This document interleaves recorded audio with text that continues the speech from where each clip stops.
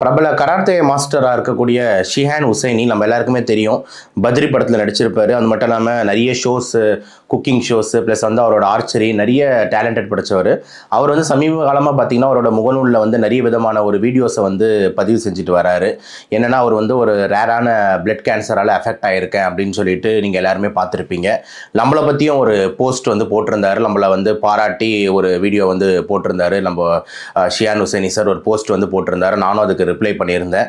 So இந்த வீடியோவில் வந்து நம்ம விரிவாக வந்துட்டு அவருக்கு என்ன விதமான ரத்த புற்றுநோய் வந்து இருக்கு, அதை வந்து மக்கள் தெரிஞ்சுக்க வேண்டிய விஷயங்கள் என்ன, அவர் சொல்லியிருந்தாரு. சார் தயவு செஞ்சு இந்த கேன்சரை பற்றி நீங்கள் எல்லார பற்றியும் வந்து பேசுங்க, இந்த பிளட் கேன்சர் எப்படி ஃபைட் பண்ணுறதுன்ற மாதிரி வந்துட்டு ஒரு மக்கள்கிட்ட வந்து ஒரு நம்பிக்கையை கொடுங்க, ஒரு ஐடியாவை கொடுங்கன்னு சொல்லியிருந்தாரு. அவரோட கோரிக்கையை ஏற்று இந்த வீடியோ வந்துட்டு அந்த பிளட் கேன்சர் என்ன, என்ன டைப்ஸ், என்ன காரணம், எப்படி அதை வந்து சரி பண்ணலாம் அப்படின்ற பல்வேறு கோணத்தில் இந்த வீடியோவில் பார்க்கலாம். வாங்க வீடியோவில் செல்லலாம்.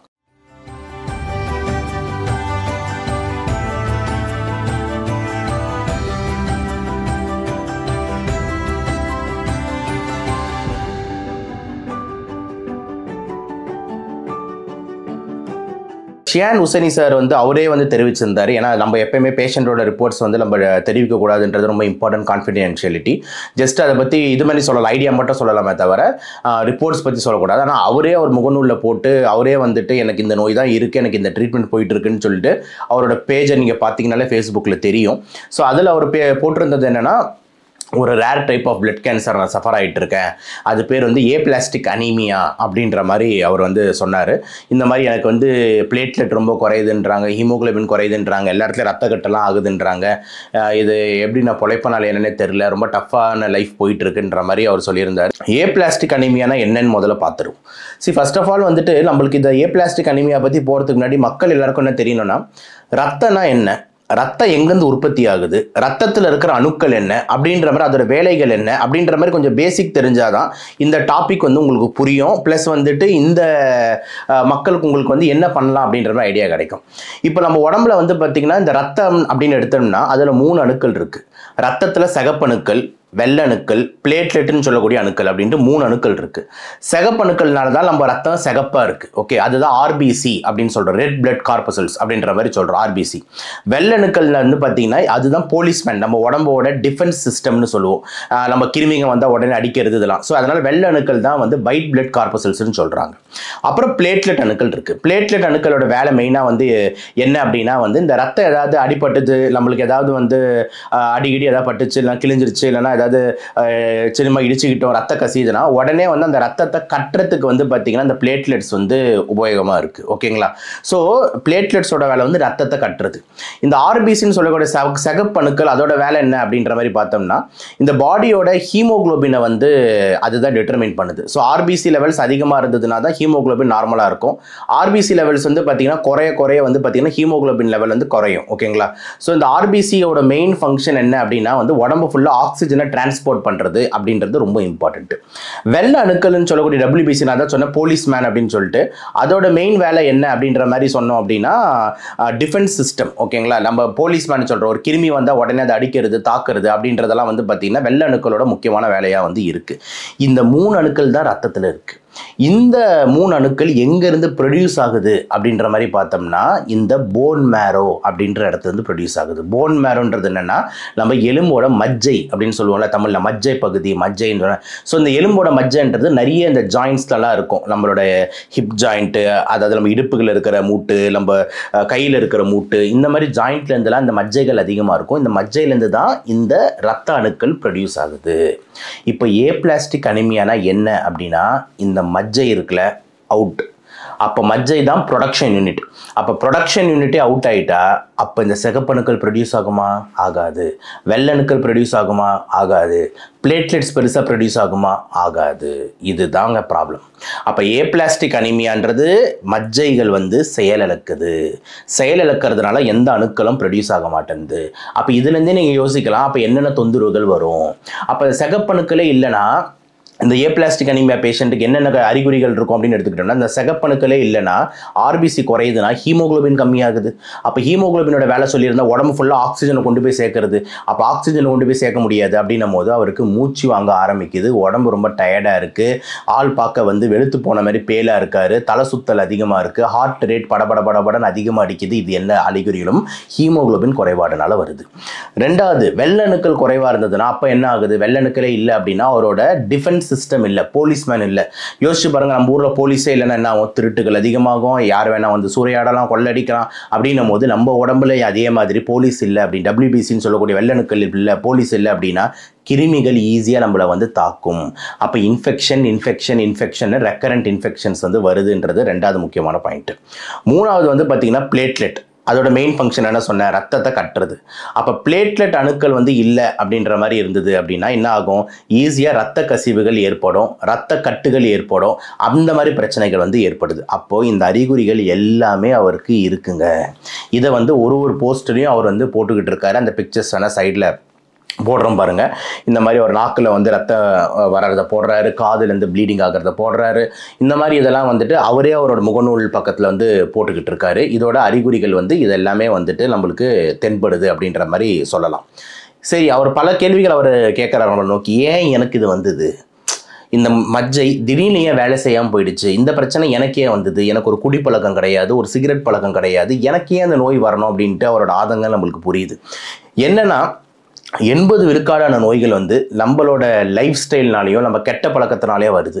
ஆனால் ஒரு 20% நோய்கள், 20% ஆஃப் த நோய்கள் வந்து நம்ம கையிலேயே இல்லை, ஜெனட்டிக்ஸ் ஆண்டவன் அப்படின்ற மாதிரி சொல்கிறோம்ல, அந்த ஜெனட்டிக்ஸ் கையில் இருக்குங்க. அந்த ஜெனட்டிக்ஸ் தான் இந்த ஏபிளாஸ்டிக் அனிமியாவுக்கும் ஒரு முக்கியமான ரீசனாக இருக்குது. ஒன்று.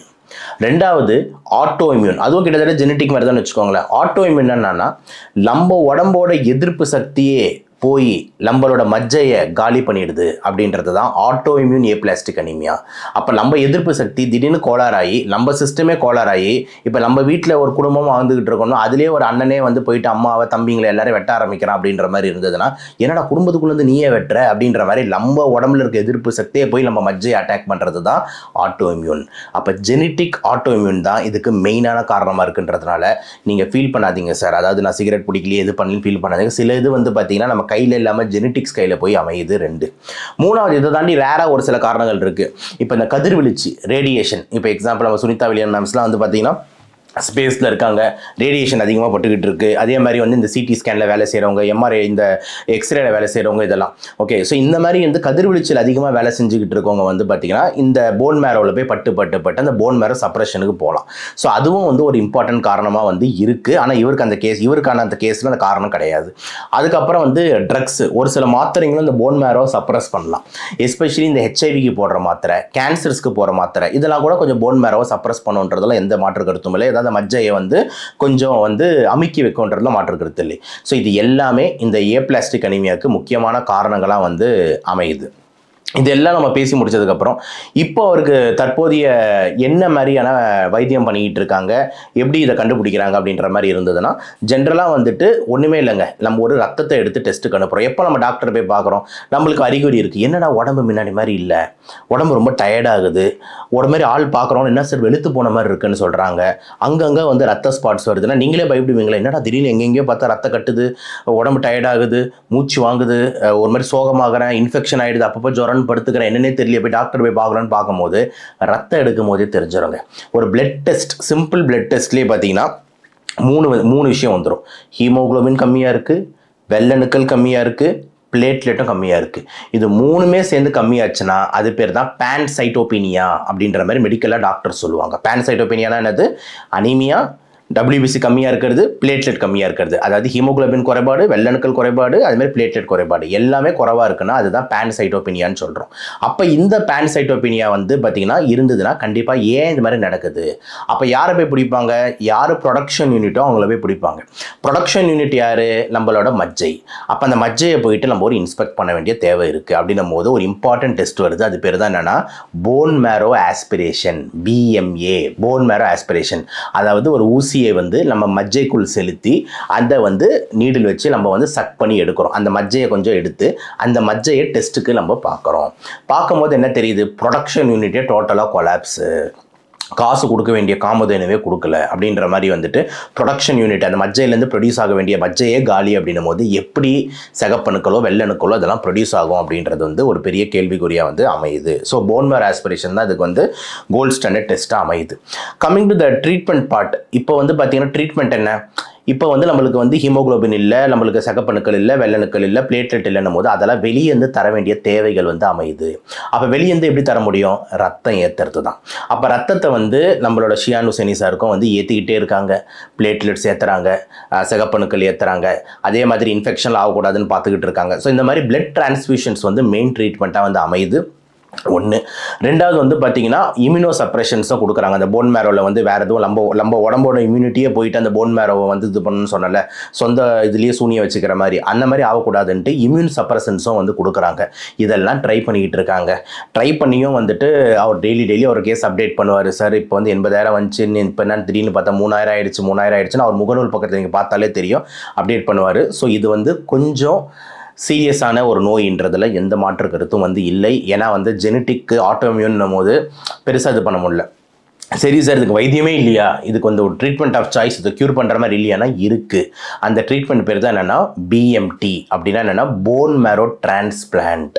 அப்படின்னா உங்களோட மஜ்ஜையை வேற ஒருத்தவங்க மஜ்ஜையை எடுத்து இவங்களுக்கு எடுத்து வைக்கிறது, அது பேர் தான் என்னது போன் மேரோ டிரான்ஸ்பிளான்ட். அப்போ போன் மேரோ டிரான்ஸ்பிளான்ட் வந்து இவருக்கு ஏன் பண்ணக்கூடாது அப்படின்ற மாதிரி கண்டிப்பாக நம்ம டிபேட் பண்ணணும். ஆனால் இம்பார்ட்டண்டான விஷயம் என்னென்னா போன் மேரோ டிரான்ஸ்பிளான்ட்ன்றது வந்து அவ்வளோ ஈஸியான விஷயம் கிடையாது. இப்போ இன்னொருத்தவங்களோட மஜ்ஜை எடுத்து உங்கள் உடம்புல வைக்கிறீங்கன்னா அந்த மஜ்ஜை ஒத்து போகணும், ரத்தம் பிளட் குரூப் ஒத்து போகணும், பிளட் குரூப் ஒத்து போச்சுன்னா அந்த RH இன்கம்பேட்டபிலிட்டி ஒத்து போகணும், அது ஒத்து போச்சுன்னா அதுக்கு அடுத்து வந்துட்டு உங்கள் மஜ்ஜை இன்னொருத்தவங்க மஜ்ஜை வந்து ரியாக்ட் ஆகாமல் பார்த்துக்கணும். இந்த மாதிரி பல சேலஞ்சஸ் இருக்குது. இப்போ இவருக்கு ஏன் அதை பண்ண முடியலன்னா ஏஜ் க்ரைட்டீரியா வந்து அடிக்குது. ஸோ ஏஜ் க்ரைட்டீரியா வந்து பார்த்திங்கன்னா இந்த ஓல்டர் ஏஜ் குரூப்பில் வந்து அந்த சக்ஸஸ் ரேட்டு கான்ட்ராண்டிகேஷன்ஸ் நிறைய இருக்குன்னும் போது இந்த டிரான்ஸ்பிளான்ட் வந்து பண்ண முடியாதுன்ற மாதிரி வந்துட்டு ஒரு சூழ்நிலை வந்து இருக்குன்றதுனால இந்த போன் மேரோ டிரான்ஸ்பிளான்ட்ன்றது வந்து பண்ண ஆப்ஷன் இல்லை அப்படின்ற மாதிரி சொல்லிட்டாங்கன்றது இன்னொரு துரதிருஷ்டமான விஷயமா இருக்குது. அப்போது வந்து மேக்ஸிமம் நம்ம ட்ரை வந்து எப்படி போகுது இந்த கேஸில் அப்படின்னா, இருக்கிற வரைக்கும் வந்து இந்த டொனேஷன், இந்த ரத்தத்தை வந்து டிரான்ஸ்ஃபியூஸ் பண்ணிக்கிட்டே இருக்கிறது, பிளேட்லெட் டிரான்ஸ்ஃபர், இன்னொரு சைடில் அந்த போன் மேரோ வளர்ந்துருமா அப்படின்னு சொல்லிட்டு இம்யூனோசப்ரஷன்ஸ்லாம் கொடுத்து பார்த்துட்டு அந்த மாதிரி வந்துட்டு ஒரு கிரிட்டிக்கலாக ப்ளஸ் வந்து பார்த்திங்கன்னா ஏதாவது ஒரு நல்லது நடக்குமான்ற ஏக்கத்தோடு வந்து ஆன்காலஜிஸ்ட்னு சொல்லக்கூடிய புற்றுநோய் மருத்துவர்கள் வந்து அவருக்கு வந்து சிகிச்சை கொடுத்துக்கிட்டு இருக்காங்க. ஹெமட்டாலஜிஸ்ட்னு சொல்லக்கூடிய அந்த ரத்தத்துறை மருத்துவர்கள் வந்து அவருக்கு வந்து தனியார் ஹாஸ்பிட்டலில் சிகிச்சை கொடுத்துக்கிட்டு இருக்காங்க. இதுதான் வந்து தற்போதைய நிலைமையாக இருக்குது, ட்ரீட்மெண்ட் ஆப்ஷனாக வந்து இருக்குது. ஸோ நம்ம மக்கள் சைடில் இருந்துட்டு ஒரு 2-3 இம்பார்ட்டண்ட் அவேர்னஸ் பாயிண்ட்டு நான் பேசணும்னு நினைக்கிறது என்னென்னா, பல பேர் கேட்குறது என்னென்னா, ஸோ அவர் வந்து நிறைய ரத்தம் தானம் பண்ணியிருக்காரு, இந்த மாதிரி ரத்தம் தானம் பண்ணி அவருக்கு ரத்தமே இல்லாமல் போயிடுச்சு பார்த்தீங்களா அப்படின்ற மாதிரி ஒரு கேள்வி. ஸோ இது ரொம்ப தவறான ஒரு கருத்தாக போய் முடியும்ன்ட்டு நானும் பல பேட்டிகளை சொல்லியிருந்தேன். ரத்த தானன்றது ரொம்ப நல்லது. ரத்த தானம் பல உயிர்களை காப்பாற்றியிருக்குன்றதில் எந்த மாற்று கருத்தும் இல்லை. இப்போ ஒரு வாட்டி நீங்கள் பிளட்டு டொனேட் பண்ணுறீங்கன்னா எவ்வளோ ரத்தம் எடுப்பாங்கன்னு பார்த்தீங்கன்னா ஒரு 350 400 ml தாங்க எடுப்பாங்க. உங்கள் உடம்புல வந்து பார்த்தீங்கன்னா கிட்டத்தட்ட வந்து 4.5 அந்த லிட்டர்ஸ் பிளட் வந்து ஓடிக்கிட்டு இருக்குது. ஒரு 350 ml 400 ml எடுக்கிறதுல ஒன்றுமே ஆகாது. இன்ஃபேக்ட் ரொம்ப நல்லது. ஏன்னா இப்போ உங்கள் நார்மல் உடம்புக்கு வந்து உங்களோட மஜ்ஜைகள் நல்லா ஆக்டிவாக இருக்குது. ஸோ கொஞ்சம் பிளட்டு கொஞ்சம் லாஸ் ஆச்சு, 350 ml எடுத்தாங்கன்னா அது உடனே புதுசாக ஒரு சகப்பணுக்கள் வெள்ளணுக்கள் எல்லாம் வந்து வெளியே தள்ளி விடும். அப்படின்றதுனால வந்துட்டு ரத்த தானம் வந்து பண்ணுறது வந்து எந்த தப்புமே கிடையாது. வருஷம் நான் வந்து ரத்த தானம் பண்ணிக்கிட்டு இருப்பேன். நம்மளோட நீங்கள் இன்ஸ்டா இதெல்லாம் பார்க்கலாம். அம்மாவோட பிறந்த நாளில் முன்னிட்டு வந்து எல்லா வருஷமும் நான் ரத்த தானம் வந்து பண்ணிக்கிட்டு இருப்பேன். எந்த ப்ராப்ளமும் இல்லை. இன்ஃபேக்ட் வந்து நல்லது தான். அதேமாதிரி ரத்த தானம் பண்ணுறதுக்கு முன்னாடி வந்துட்டு கண்டிப்பாக உங்களுக்கு செக் பண்ணுவாங்க. உங்களுக்கு வந்து ஹீமோகுளோபின் நார்மலாக இருக்கா, உங்கள் வெயிட் அடிக்குவேட்டாக இருக்கா, உங்களுக்கு எந்த வேறு தொற்று நோய் பாலியல் நோயெலாம் இல்லை, எல்லாம் செக் பண்ணிவிட்டு தான் உங்களுக்கு ரத்த தானம் வந்து ரத்த எடுப்பாங்களே தவிர சும்மா போனோன்னு வந்து எந்த டாக்டரும் உங்களுக்கு வந்து ரத்த தானம் கொடுங்கன்னு எடுத்துக்க மாட்டாங்க. ஸோ நான் ஏன் அந்த கருத்தை சொல்ல வரேன் அப்படின்னா, ரத்தம் கொடுக்கறதுனால இந்த புற்றுநோய் வந்துடுதா அப்படின்ற மாதிரி ஒரு தவறான செய்தி வந்து மக்கள்கிட்ட போய் சேரக்கூடாது. யோசிச்சு பாருங்கள். அப்போ எல்லாரும் இந்த மாதிரி பயந்து யாரும் ரத்த தானமே பண்ணலன்னு வச்சுக்கோங்க, எத்தனை குழந்தைங்க நீங்கள் ரத்தம் தேவை அப்படின்னு சொல்லி தவிச்சுக்கிட்டு இருக்கு ஹாஸ்பிட்டலில். எத்தனை பேர் ஆக்சிடெண்ட்டில் திடீர்னு அடிபட்டு திடீர்னு அந்த பிளட் குரூப் வேணுங்க, அந்த பிளட் குரூப் வேணுங்க, எங்ககிட்ட அந்த பிளட் இல்லைங்க அப்படின்னும் போது அந்த பிளட்டே யாரும் கொடுக்கலனா எப்படி அந்த உயிர் காப்பாற்றப்படும்? அப்போ ஒரு தானமும் பல உயிர்களை காப்பாற்றி இருக்குன்றதுனால தயவு செஞ்சு இந்த ரத்த தானம் கொடுக்கறதுனால இந்த மாதிரி ஆயிடுச்சா அவருக்கு அப்படின்ற கான்செப்டை முற்றிலுமாக வன்மையாக வந்து கண்டிக்கிறேன். அந்த மாதிரி வந்து எந்த ஆங்கிளுமே கிடையாது அப்படின்றத நீங்கள் வந்து புரிஞ்சுக்கணுன்றது ஒரு விஷயம். 2வது விஷயம் வந்து பார்த்தீங்கன்னா, நம்ம வேற என்ன இம்பார்ட்டண்ட்டா தெரிஞ்சுக்கணும் அப்படின்ற மாரி இருந்ததுன்னா, முடிஞ்ச அளவுக்கு வந்துட்டு ஜெனடிக்ஸை பாருங்க. ஓகேங்களா? இந்த கேஸ் பொறுத்தவரைக்கும். ஃபேமிலி ஹிஸ்ட்ரி இருக்கா? அம்மா, அப்பா, தாத்தா, பாட்டி இந்த ஃபேமிலி ட்ரீல இந்த மாரி ஹிஸ்ட்ரி இருக்கா? அப்படின்ற ஆங்கிள்லயும் கண்டிப்பா நீங்க எல்லாருமே வந்துட்டு பார்க்க வேண்டிய தேவை இருக்கு. 3வது ஒரு விஷயம் இந்த கேஸ்லேருந்து நம்ம இன்னொன்று டிஸ்கஸ் இம்பார்ட்டண்ட்டாக எடுத்துக்கலாம் அப்படின்னா, இப்போ பல தனியார் மருத்துவமனையில் வந்து பார்த்தீங்கன்னா, குழந்தை பிறக்கும் போதே கேட்பாங்க, இந்த குழந்தையோட ஸ்டெம் செல்ஸை நம்ம ஸ்டோர் பண்ணி வைக்கலாமா? உங்களுக்கு ஒரு ஆப்ஷன் கொடுப்பாங்க. ஸ்டெம் செல் பேங்க்னு ஒன்று இருக்குது. ஓகேங்களா? அந்த பிறக்கும் போதே அந்த தொப்புள் குடியில் இருக்கிற அந்த இம்பார்ட்டன்ட் ரத்தத்தில் இருக்கிற செல்ஸ் எல்லாம் வந்து எடுத்துன்னு போய் ஸ்டோர் பண்ணி வச்சுக்கிட்டோம்னா, ஃபியூச்சரில் வந்து அந்த செல்ஸை வச்சு எந்த உறுப்பை வேணால் நம்ம வந்து டெவலப் பண்ணலாம். அதுதான் ஸ்டெம் செல் பேங்கோட வேலை. இப்போ ஒரு இருதயம் வேணால் அதுலேருந்து டெவலப் பண்ண முடியும். ஏன்னா நம்ம பாடியோட பிரிமிட்டிவ் செல்ஸ் தான் ஸ்டெம் செல்ஸ். அதுலேருந்து நம்ம எதை வேணால் உற்பத்தி பண்ணலாம். இப்போ எக்ஸாம்பிள் நல்ல உதாரணம் சொல்லணும்னா, ஒரு சீடு, ஓகேங்களா, ஒரு விதை. அந்த விதை இருந்ததுன்னா போதும், அந்த மரமே வளரும். அந்த விதையை போட்டோம்னா மரத்துலேருந்து, இலையிலேருந்து, காயிலேருந்து, பழத்துலேருந்து, பூலேருந்து எல்லாமே வருது. ஏன்? அந்த விதை தான். அந்த ஸ்டெம் செல்ஸ்ன்றது விதை மாதிரி. அதை நம்ம வளர்த்தோம் அப்படின்னா நம்மளோட எந்த உறுப்பை வேணால் வளர்க்க முடியும் அப்படின்றதுல வந்து மாற்று கருத்தில். ஸோ இந்த ஆப்ஷனை வந்துட்டு தனியார் மருத்துவமனையில் வந்து மக்கள்கிட்ட கொடுத்துக்கிட்டு இருக்காங்க. அஃபோர்டபுளாக இருக்கிறவங்க வந்து பண்ணிக்கலாம். ப்ளஸ் மெயினாக இந்த மாதிரி ஃபேமிலியில் ஜெனட்டிக்காக இந்த மாதிரி நிறைய டிசீஸ் இருக்குது, ஜெனட்டிக்காக கேன்சர்ஸ் இருக்குது, ஜெனட்டிக்காக இஷ்யூஸ் இருக்குன்னா கண்டிப்பாக இந்த ஸ்டெம் செல்ஸை வந்து ஸ்டோர் பண்ணி வச்சுக்கிறது ஃபியூச்சரில் திடீர்னு ஏதாவது இந்த மாதிரி நோய்கள் வந்ததுன்னா வந்து சேஃப்டியாக இருக்குன்றது இன்னொரு பாயிண்ட்டாகவும் இருக்குது. ஸோ லாஸ்ட்டாக வந்து இந்த மாதிரி பேஷண்ட்ஸ் வந்து கண்டிப்பாக எதிர்ப்பு சக்தி குறைவான பேஷண்ட்ஸாக இருப்பாங்க. அப்படின்றதுனால தடுப்பூசிகள் கட்டாயம் தேவை. ஐசோலேட் பண்ணிக்கிறது ரொம்ப இம்பார்ட்டன்ட்டு. கிருமிகள் ஈஸியாக தாக்கன்றதுனால ஸ்டெரைல் என்வாயர்மெண்ட்டில் இருக்கிறது ரொம்ப முக்கியம் அப்படின்னு சொல்லிட்டு பல்வேறு கான்செப்ட்ஸ் வந்து இதில் நம்ம பேசிகிட்டே போகலாம். ஸோ ஓவராலாக நட்ஷெல்ல சொல்லணும்னா, ஏப்ளாஸ்டிக் அனீமியா பொறுத்த வரைக்கும் ஒரு ரேர் புற்றுநோய். இது வந்து ஜெனட்டிக்காவோ ஆட்டோமியூனாவோ நம்மளோட மஜ்ஜைகள் செயலிழக்குது. அதனால் எந்த அணுக்களும் ப்ரொடியூஸ் ஆகலை. அதனால் வர அறிகுறிகள். இதை கண்டுபிடிக்கிறது பிளட் டெஸ்ட் வழியாகவும் போன் மேர் ஆஸ்பிரேஷன் வழியாகவும் கண்டுபிடிச்சிடலாம். இதுக்கு அல்டிமேட் ட்ரீட்மெண்ட்ன்றது அந்த போன் மேர்னு சொல்லக்கூடிய மஜ்ஜையை மாற்றி வைக்கிறது. ஆனால் அந்த ஆப்ஷன் நம்மக்கிட்ட இல்லை அப்படின்ற மாதிரி இருந்தது அப்படின்னா வந்து நம்ம டிரான்ஸ்ஃபியூஸ் பண்ணிக்கிட்டு நம்மளை பாதுகாத்துக்கிட்டு இம்யூனோசப்ரசன்ஸ் போட்டுக்கிட்டு தான் ஓட்டணும். மீண்டும் இன்னொரு வீடியோவில் சந்திப்போம். நன்றி, வணக்கம்.